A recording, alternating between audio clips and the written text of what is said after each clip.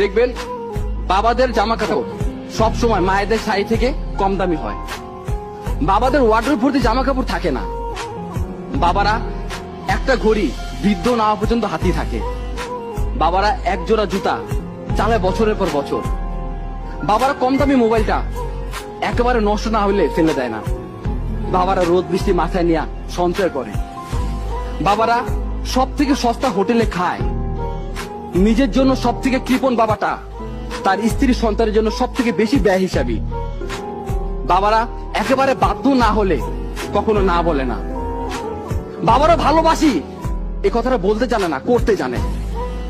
পৃথিবীর সব পুরুষ খারাপ, সব জন্মদাতা খারাপ, কিন্তু একটাও খারাপ বাবা নাই।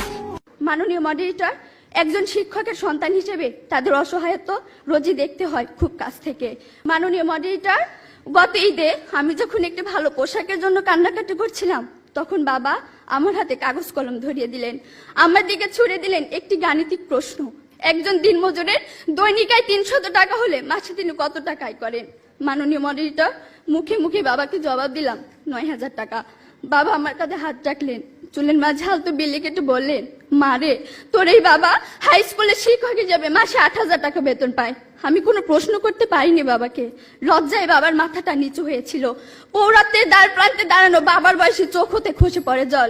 জানি না মাননীয় মডারেটর, আমার বাবার বয়সী চোখ থেকে খসে পড়া জল শিক্ষার মানকে কতটা টেনে তোলার যোগ্যতা রাখে।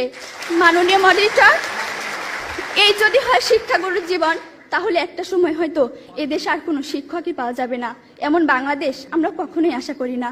মাননীয় মডারেটর, 30 লক্ষ লাশের একটি পাহাড় মারিয়ে আমরা বর্তমানে এসে দাঁড়িয়েছি। 2 লক্ষ মায়ের স্নেহের আঁচলে সাজিয়েছি দেশ। প্রতিপক্ষ বঙ্গবন্ধু